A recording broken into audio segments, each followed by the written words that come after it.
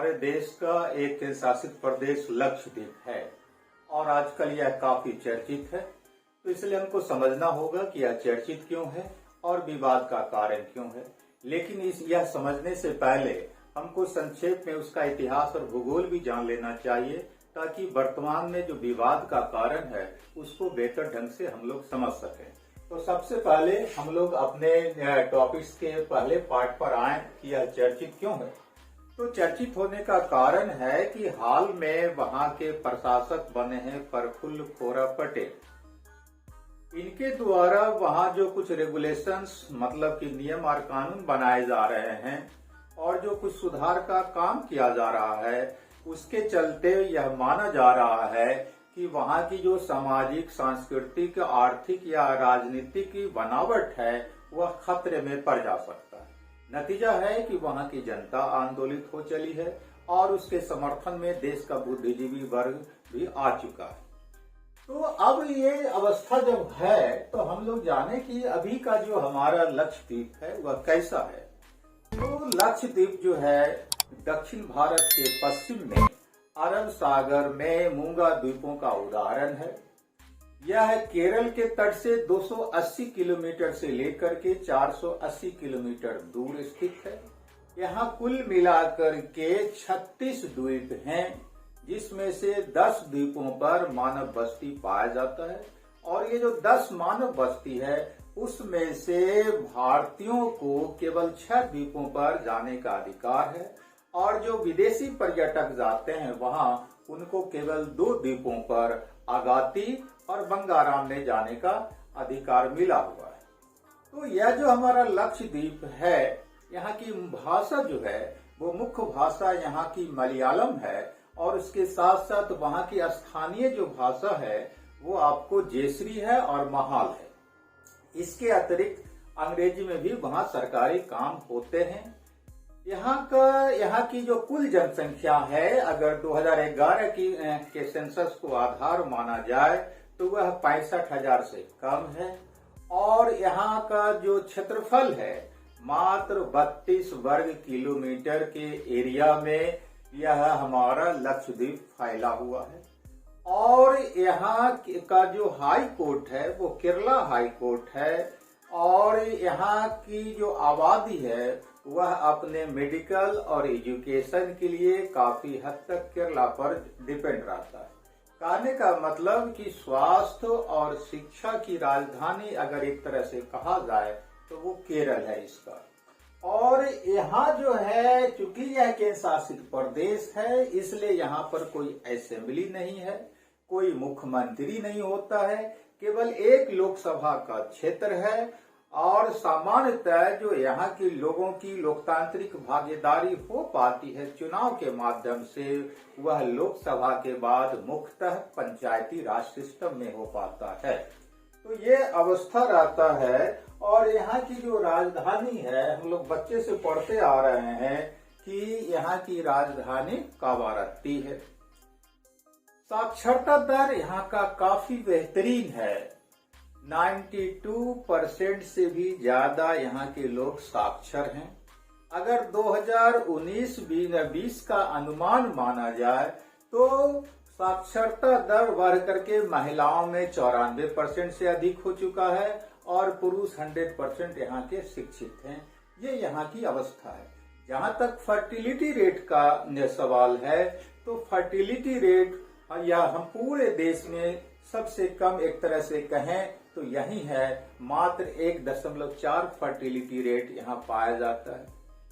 तो ये यहाँ की वर्तमान अवस्था है। और अगर इसके आर्थिक गतिविधि की बात करें तो यहाँ के लोगों के जीवन का जो मुख्य आधार है आर्थिक क्षेत्र में वह कृषि है और कृषि में मुख्यतः यहाँ नारियल का खेती होता है। उसके अलावा यह मछली पालन है, पर्यटन उद्योग है। चूंकि लक्षद्वीप जो है वह काफी सुंदर प्राकृतिक स्थल है इसलिए देशी विदेशी पर्यटक वहां जाते हैं, तो पर्यटन उद्योग यहाँ है। और उसके अलावा अगर उद्योग देखा जाए तो नारियल और नारियल के उत्पाद से संबंधित वस्तुओं का यहाँ पर जो है उद्योग स्थापित है। तो ये यहाँ की वर्तमान बनावट है। अब अगर इसके अतीत के बारे में मतलब इतिहास के बारे में हम लोग जानना चाहें तो संक्षेप में हम लोग बात करें तो इसके अतीत का इतिहास उपलब्ध नहीं हो पाता है, इसलिए कि कोई लिखित साक्ष्य अब तक नहीं मिल पाया है। लेकिन जो कुछ पुरातात्विक साक्ष्य अब मिल रहा है उससे कुछ बात स्पष्ट होता है कि छठी सातवीं सदी के आसपास यहाँ बौद्ध धर्म के लोग रहा करते थे। 8वीं सदी में पहली बार इस्लाम के मानने वाले अनुयायी यहाँ आए और माना जाता है कि एक अरब सूफी अबैदुल्ला यहाँ जो है 7वीं सदी में आए थे इस्लाम को लेकर के। कुल मिलाकर के 16वीं सदी तक यह लक्षद्वीप अपने आप में स्वतंत्र रहा। लेकिन हम जानते हैं कि 1498 में जो है पुर्तगाली भारत आ गया। वह दक्षिण भारत के पश्चिमी तटवर्ती प्रदेशों पर ही अपनी गतिविधि जो है सीमित करके रखा। तो जब पुर्तगाली भारत आ गया तो 16वीं सदी के बाद उसने लक्षद्वीप पर कब्जा कर लिया। लेकिन उसका कब्जा बहुत लंबे समय तक नहीं रह सका, इसलिए कि चिरक्कल मतलब कि केरल का जो राजा था वो उसने वहां से खदेड़ दिया। और चिरक्कल के राजा के बाद वहां मोपला समुदाय का एक नेता थे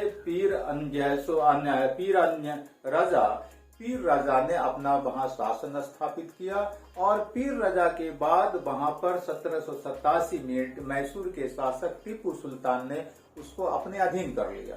लेकिन हम जानते हैं कि 1799 में टीपू सुल्तान पराजित होने के बाद अंग्रेजों के हाथों मारे गए।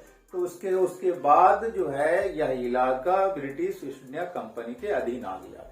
इस तरह से अंग्रेजों के अधीन यह 1947 तक रहा। लेकिन जब हमारा देश आजाद हुआ तब फिर इसकी कहानी आती है कि भारत में यह कैसे शामिल हो पाता है। हम जानते हैं कि भारत जो आजाद हुआ था वह इंडिया इंडिपेंडेंस एक्ट 1947 के प्रावधान के आधार पर, जिसमें यह प्रोविजन था कि भारत 2 भागों में बंट जाएगा। एक भाग पाकिस्तान कहलाएगा, दूसरा भाग जो है भारत कहलाएगा। और उस समय हमारे देश में लगभग 562 देशी रियासत थे। उन रियासतों को यह अधिकार दिया गया था, भाई तुमको पाकिस्तान जाना है जा सकते हो, भारत में रहना है रह सकते हो, या फिर अपना स्वतंत्र हैसियत बना करके रख सकते हो।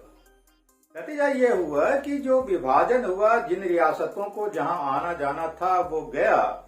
लेकिन जो है ये लक्षद्वीप जो हमारा था उसकी तरफ किसी का ध्यान गया ही नहीं था। लेकिन जब 15 अगस्त 1947 को भारत आजाद हुआ तो तुरंत भारत सरकार के दिमाग में आया कि ये लक्षद्वीप का क्या होगा। और यही बात जो है पाकिस्तान के दिमाग में भी आया। ऐसा होने का वजह क्या था कि ये जो लक्षद्वीप है यहाँ की आबादी जो है वह मूलतः आदिवासी है, ट्राइबल है। और ये जो ट्राइबल आदिवासी है वह इस्लाम धर्म को मानने वाली है। मतलब क्या कि मुसलमान है। पाकिस्तान को लगा कि भाई मुस्लिम आबादी है इसलिए हमको कब्जा कर लेना चाहिए। भारत को लगा कि वह हमारे देश के करीब है इसलिए हमको उस पर कब्जा कर लेना चाहिए। नतीजा क्या है कि पाकिस्तान और भारत दोनों के द्वारा लक्षद्वीप पर कब्जा करने का प्रयास तुरंत आरंभ हो गया। भारत सरकार ने भी अपनी नौसेना को भेज दिया और तरावनकोर के जो कलेक्टर थे उनको इस अभियान का नेतृत्व करने में जैसे शामिल कर लिया। और उधर से जो है पाकिस्तान की नौसेना भी आ गई। कहा जाता है कि मात्र आधा घंटा पहले भारत की नौसेना लक्षद्वीप पहुंच करके भारत का झंडा फहरा दी। और आधे घंटे के बाद पाकिस्तान की सेना जब उसके आसपास पहुंचती है तो देखती है कि भारत का झंडा लक्षद्वीप में लहरा रहा है। नतीजा है कि वह बिना कुछ कहे भारत से वापस हो गया, लक्षद्वीप से वापस हो गया। इस तरह से लक्षद्वीप भारत के अधीन आ जाता है। अब है कि भारत के अधीन जब आ जाता है तब हम लोग इस इलाके के साथ कैसा व्यवहार कर पाते हैं। तो पहली बार 1956 में इसको जो है एक केंद्र शासित प्रदेश बना दिया गया। और 1973 जब आया तब इस इलाके से जो है सो द्वीपीय क्षेत्र को एक नाम दिया गया लक्षद्वीप। तो लक्षद्वीप का अर्थ ही होता है मलयालम और संस्कृत भाषा में 1 लाख द्वीपों का समूह। तो ये 1,00,000 द्वीपों का समूह नाम दिया गया। तो इस तरह से ये भारत की अधीनता को स्वीकार कर लेता है और अब तक ये चला आ रहा। ट्रेडिशन रहा 1956 से ही कि जो भी प्रशासक हुए, चूंकि यह केंद्र शासित प्रदेश बना तो इसलिए वहां प्रशासक नियुक्त होता था। तो जो भी प्रशासक होता रहा केंद्र से किसी IAS या IPS को वहां पर बनाया जाता था। ये परंपरा वर्ष 2020 के अंतिम महीने तक चला। लेकिन उसके बाद जो वहां के प्रशासक बनाए गए तो वहां के इतिहास में पहली बार एक राजनीतिक व्यक्ति प्रफुल्ल खोरा पटेल को बना दिया गया। तो ये जो है वहां की अवस्था इतिहास रहता है और वर्तमान रहता है। अब हम लोग आए कि विवाद का कारण क्या है जिसके चलते। तो विवाद का जो कारण है वो ये है कि प्रफुल्ल खोरा पटेल जो अभी वहां के प्रशासक हैं, उन्होंने जो है एक कानून लाया है वहां पर, गुंडा एक्ट। और गुंडा एक्ट जो है इसकी तुलना हम लोग रॉलेट एक्ट 1919 से आराम से कर सकते हैं। इसमें प्रोविजन है कि वहां की पुलिस जो है कभी भी किसी को भी कहीं भी अरेस्ट कर सकती है और उसको 1 साल के लिए जेल में डाल दे सकती है। ये 1 साल तक वह अपील वकील दलील कोर्ट में कुछ भी नहीं कर सकता है, जिसको कैदी बन या अभियुक्त बना लिया जाएगा। तो नतीजा क्या है कि इस गुंडा एक्ट का वहां पर काफी विरोध हो रहा है। अब सवाल एक उठता है हम लोग के दिमाग में, क्या वहां क्राइम बहुत ज्यादा होता है जिससे निपटने के लिए गुंडा एक्ट लाया गया, क्योंकि यह लोकतांत्रिक मान्यताओं के खिलाफ बात है। तो अब हम लोग देखना चाहें तो यह कह सकते हैं, जो रिपोर्ट आता है NCRB का, मतलब कि जैसो राष्ट्रीय एजेंसी का, वो क्या कहता है? तो कहता है कि यहाँ जो क्राइम रेट है, क्राइम रेट जो है लक्षद्वीप में, वह देश में सबसे लोएस्ट है। सबसे कम अपराध जो है यहाँ पर जो है होता है, लोएस्ट अपराध होता है यहाँ पूरे देश में। और संज्ञेय अपराध जो है, हीनियस जो अपराध है, वह तो नहीं के बराबर होता है। तो संज्ञेय अपराध नहीं के बराबर, और टोटल जो अपराध होता है सबों को देखा जाए मिला करके तो पूरे देश में सबसे कम अपराध यहीं पर होता है। एक उदाहरण है कि यहाँ मात्र 3 मर्डर का केस पाया गया है। आप समझ सकते हैं कि जो केंद्र शासित प्रदेश या जो इलाका कानून व्यवस्था के मामले में इतना शांत हो, जहाँ देश में सबसे कम अपराध हो, तो भला वहां पर गुंडा एक्ट लाने का क्या आधार बनता है? तो यहाँ के निवासियों का कहना है कि दरअसल इसलिए यह एक्ट लाया गया है कि वर्तमान प्रशासक जो यहाँ मनमानी कर रहा है और उसका जो विरोध हो रहा है, उस विरोध को कुचलने के लिए यह एक्ट लाया गया है, ताकि डर से कोई लोग विरोध न कर सके। ये जो है गुंडा एक्ट है, यह एक बहुत बड़ा आधार बन जाता है, क्योंकि यह सारी लोकतांत्रिक मान्यताओं के खिलाफ यह एक्ट है। उसके बाद है पंचायती राज, पंचायत रेगुलेशंस। तो पहले हम लोग जैसा कि देख चुके हैं कि वहां कोई असेंबली है नहीं, विधानसभा विधान परिषद है नहीं, केवल एक लोकसभा का क्षेत्र। तो वहां की जनता जो मुख्य रूप से लोकतांत्रिक भागीदारी कर पाती है, वह पंचायतों के चुनाव में कर पाती है और उसी के माध्यम से अपने राजनीतिक अधिकारों का प्रयोग करती है, संवैधानिक अधिकारों का।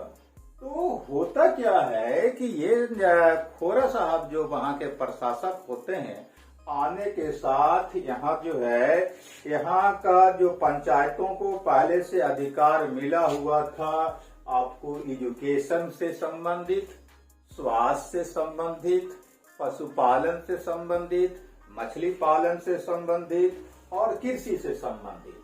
कहने का मतलब क्या है कि जो है एजुकेशन, हेल्थ केयर, जो है फिशरी, उसके अलावा एग्रीकल्चर, एनिमल हस्बेंड्री, तो इससे संबंधित वहां के पंचायतों को अपना निर्णय लेने और उस पर जो है एक्शन करने का अधिकार था। मतलब कि इस लोकल सेल्फ गवर्नमेंट के माध्यम से लक्षद्वीप के लोग अपना विकास कर रहे थे। खोरा साहब आते हैं तो ये सारा अधिकार पंचायतों से छीन लिया जाता है। तो एक विरोध का ये कारण पंचायत रेगुलेशन से। दूसरा जो यहाँ पर इस रेगुलेशन का विरोध हो रहा है वो ये हो रहा है कि इस रेगुलेशन में यह प्रोविजन बना दिया गया है कि 2 से ज्यादा जिस व्यक्ति को बच्चा है वो पंचायत का चुनाव नहीं लड़ सकता। तो सुनने में यह बहुत अच्छा अधिनियम लगता है, लेकिन थोड़ा सा गहराई से विचार करें तो स्पष्ट हो जाएगा कि इसका विरोध लगता है सही हो रहा है। ऐसा इसलिए कि पहला सवाल उठता है, क्या वहां जनसंख्या ज्यादा है या प्रजनन दर बहुत ज्यादा है, फर्टिलिटी रेट बहुत ज्यादा है। तो अगर हम उदाहरण देखें तो पहले ही हम जान रहे हैं कि फर्टिलिटी रेट पूरे देश में सबसे कम लक्षद्वीप में है। मात्र 1.4 फर्टिलिटी रेट है, प्रजनन दर है, जबकि बिहार में यह 3.2 है, उत्तर प्रदेश में 3.0 है, मध्य प्रदेश में 2.7 है, राजस्थान में 2.6 है। तो जो प्रमुख राज्य है वह वहां इतना ज्यादा प्रजनन दर है और वहां तो मात्र 1.4 है। कहने का मतलब कि जनसंख्या की वहां कोई समस्या नहीं है। तो फिर यह जनसंख्या को रोकने के लिए यह जो पंचायत रेगुलेशन लाया गया है वह क्या उचित है? तो इसको हम लोग उचित नहीं कह सकते हैं।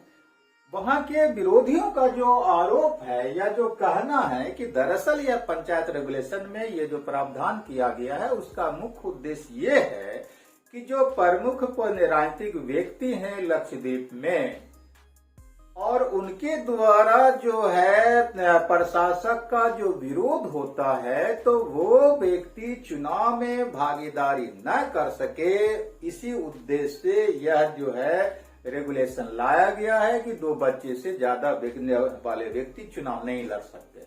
उन लोगों का एक तर्क है कि बताइए कि संसद में वर्तमान का जो संसद है वहां भाजपा का 303 एमपी है और उसमें से लगभग 1/3 एमपी 96 एमपी ऐसे हैं जिनको 2 से ज्यादा बच्चा है। तो उनके ऊपर यह नियम क्यों नहीं लागू होता है जो यहाँ के लक्षद्वीप के निवासियों पर यह नियम लागू होता है? एक तर्क यह है। और उसके अलावा जो आता है कि इसी एक्ट में यह प्रोविजन किया गया है कि जो है कोई भी जो व्यक्ति है वहां का तो वह व्यक्ति जो है प्रशासक के द्वारा ही मेनली शासित अब माना जाएगा। तो ये पंचायत रेगुलेशन आ जाता है। तीसरा जो है वह है क्वारंटीन की बाध्यता खत्म। तो पिछला जो आपको कोविड आया था, मतलब वर्ष 2020 में जो कोरोना आया था, तो एक बात सुखद आश्चर्य होता है सुन करके या जान करके कि लक्षद्वीप एकमात्र हमारा वैश्विक शासित प्रदेश या क्षेत्र था जहां कोरोना का एक भी केस नहीं पकड़ाया था। मतलब 2020 में यहाँ कोरोना का केस जो है 2020 में यहाँ कोरोना का केस 0 था। लेकिन 2021 में स्थिति पलट गई है वहां पर। तो जब से प्रफुल्ल खोरा पटेल वहां के प्रशासक बने हैं तो प्रशासक बनने के बाद उन्होंने क्या किया है कि 2020 का कोविड से संबंधित जो रेगुलेशन था या प्रावधान था लक्षद्वीप में उसको पलट दिया। 2020 में वहां प्रावधान था कि बाहर से कोई भी व्यक्ति अगर लक्षद्वीप आता है तो सबसे पहले उसको तो अपना जांच कराना होगा, जांच रिपोर्ट निगेटिव साबित करना होगा और जांच रिपोर्ट अगर निगेटिव साबित हो भी जाता है तो उनको क्वारंटीन में रहना होगा 14 दिन। लेकिन ये 2021 में प्रफुल्ल कुमार पटेल ने क्या किया कि ये जो क्वारंटीन होने का प्रोविजन था 2020 में उसको समाप्त कर दिया। अब है कि कोई भी व्यक्ति केवल जो है अपने कोविड-19 का नेगेटिव रिपोर्ट पेश करके लक्षद्वीप में जा सकता है। इसका नतीजा ये हो गया है कि 2021 में वहां पर लगभग 7,000 कोविड का केस आ चुका है और उसमें से 24 लोग मर चुके हैं। तो जो लक्षद्वीप के निवासी हैं उनका कहना है कि पटेल के चलते ही लक्षद्वीप में कोरोना आया है। अगर यह प्रोविजन में या जैसो आज अब यहाँ की क्वारंटीन के लिए जो शर्त था, प्रोटोकॉल था, उसको अगर नहीं बदलता तो 2020 की तरह यहाँ भी कोई कोरोना नहीं आता। तो कोरोना के चलते भी ये जो है क्वारंटीन का सिस्टम जो इसने समाप्त किया, उसके चलते वहां के लोगों में रिएक्शन है प्रशासक पटेल के खिलाफ में। एक महत्वपूर्ण है कि LDAR 2021, तो प्रफुल्ल खोरा पटेल ने लक्षद्वीप के विकास करने के नाम पर वहां एक रेगुलेशन लाया है, लक्षद्वीप डेवलपमेंट अथॉरिटी रेगुलेशन 2021। इस रेगुलेशन में यह प्रोविजन बनाया गया है कि विकास के लिए प्रशासक जो वहां का होगा वो किसी भी व्यक्ति का कभी भी प्रॉपर्टी सीज कर सकता है, और जो बाहर के निवेशक आएंगे उसको वहां के भूमि वगैरह खरीदने का अधिकार होगा। जबकि अब तक का वहां का नियम यह था, जैसे कि हम लोग झारखंड में देखते हैं कि वहां के आदिवासियों को दूसरे लोगों को जमीन खरीदने का अधिकार नहीं होता है। जो वहां का आदिवासी है उसका जमीन हम लोग जाके नहीं खरीद सकते हैं। तो इसी ढंग का प्रोविजन करीब करीब लक्षद्वीप में था कि लक्षद्वीप में भूमि वही व्यक्ति खरीद सकता है जिसके माँ बाप लक्षद्वीप के हों। लेकिन इस LDAR के चलते वहां पर उस प्रोविजन को हटा दिया गया, अब बिल्कुल स्वतंत्र कर दिया गया है कि कोई भी जो निवेशक होगा वो लक्षद्वीप पहुंच करके किसी का जमीन खरीद सकता है, और प्रशासक जो है विकास कार्य के नाम पर किसी की भी भूमि छीन सकता है। अब इसका विरोध ये हो रहा है कि वहां चूंकि जैव विविधता बहुत ज्यादा है और प्राकृतिक रूप से काफी वो मनोरम जगह है, बिल्कुल प्रदूषण मुक्त जगह है, तो विकास के नाम पर जो भी जो है निवेशक जाएगा तो वहां तो धर्मशाला खोलने जाएगा नहीं, वहां तो रामधुनी गाने जाएगा नहीं, वो तो मुनाफा के उद्देश्य से जाएगा। तो ये लोग जब जाएगा तो वहां का जो है पूरा का पूरा सामाजिक, आर्थिक, सांस्कृतिक बनावट जो है वह इससे ध्वस्त हो सकता है। तो इसके चलते लोग इस LDAR के विरोध में चले गए हैं कि यह जो रेगुलेशन लाया गया है दरअसल हमारी सारी अवस्थाओं को चौपट करने के लिए आया है। और चूंकि उसके बाद आता है कि एक और जो है उन्होंने आदेश वहां लागू कर दिया है, शराब पहले लक्षद्वीप में शराब बंदी रहा शुरुआत से, लेकिन ये जब पहुंचे हैं खोरा पटेल साहब तो उन्होंने शराब बंदी के सिस्टम को समाप्त कर दिया। मतलब क्या कि अब शराब वहां पर खरीदना, बेचना और पीना वैध हो गया है।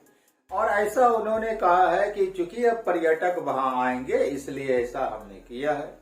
वहां के लोगों का कहना है कि दरअसल हम लोग ट्राइबल हैं लेकिन हम लोग इस्लाम को मानने वाले हैं, तो हम लोग तो ऐसे ही शराब नहीं पीते हैं। तो ये जो शराब यहाँ पर बेचने और खरीदने का सिस्टम वैध बना दिया गया है, इसके चलते हमारी सांस्कृतिक अवस्था पर खतरा पैदा होगा। तो ये जो है विरोध हो रहा है और इसके चलते उनका मानना है कि यहाँ क्राइम बढ़ जाएगा, अपराध बढ़ जाएगा। और एक और विवाद का कारण है कि वहां पर इन्होंने बीफ और कॉसोलेटर को बैन कर दिया है। मतलब क्या कि गाय का मांस और गौ हत्या यहाँ पर इन्होंने बंद कर दिया। सुनने में बड़ा अच्छा लगता है कि इन्होंने सही किया, लेकिन सबसे बड़ी बात यह है कि लक्षद्वीप के जो लोग हैं वो मलयालम मूल के हैं, केरल से उनका भावनात्मक लगाव है, सांस्कृतिक लगाव है, इसलिए यहाँ की जो 100% आबादी है वो आपको गाय का मांस खाती है। और चूंकि इस्लाम को मानने वाले लोग हैं तो इसलिए भी गाय खाना उनके लिए कोई हराम की बात नहीं है। लेकिन जो 100% आबादी जहाँ की गाय मांस खाती हो और जो है वहाँ का कल्चर हो, मलयालम कल्चर हो, फिर वहां पर सर जो है बीफ को बैन करना कहाँ तक सही है। तो यहाँ के लोगों का कहना है कि यह तो हमारे खाने पीने की आदत पर और अधिकार पर हमला है, इसके चलते जो है विरोध हो रहा है। और शराबबंदी के बारे में एक बड़ा ही जो है सो अजीब सा दृश्य आता है कि जिस गुजरात से ये प्रफुल्ल खोरा पटेल संबंधित हैं, क्योंकि प्रफुल्ल खोरा पटेल जो है जिस समय हमारे प्रधानमंत्री नरेंद्र मोदी गुजरात के सीएम थे, उस समय वहां ये गृह मंत्री थे। और उस गुजरात में शराब बंदी है, बिहार में भी शराब बंदी है। तो जिस राज्य के ये गृह मंत्री रह चुके हैं पटेल, वहां तो शराब बंदी है, और ये जो है लक्षद्वीप जाते हैं, और लक्षद्वीप जहाँ के सब दिन से शराबबंदी था, वहां शराबबंदी को ये समाप्त कर देते हैं। तो ये सारा जो दृश्य दिखाई पड़ता है, उससे लगता है कि खोरा का जो ये सारा सुधार संबंधी कार्यक्रम है, वह लक्षद्वीप के लोगों की आवश्यकता और उसकी भावना के खिलाफ है, जिसके चलते वहां के लोग विरोध में गए हैं और देश का बुद्धिजीवी वर्ग जो है इनके समर्थन में आ गया है। इसलिए बेहतर ये हो कि कोई भी जो रेगुलेशन हो, लागू हो, कोई भी जो सुधार का काम हो, वह लोकल लोगों की आवश्यकता को देख करके उनकी जो है सो सांस्कृतिक, आर्थिक, सामाजिक बनावट को देखते हुए लागू किया जाए तो ज्यादा बेहतर हो। इसके चलते बेवजह का कोई विवाद पैदा नहीं होगा, और यह बेवजह का विवाद ही कहा जाएगा, अन्यथा यह इलाका या जो है स्वयं शासित प्रदेश पूरे तौर पर शांत इलाका रहा है। Thank you.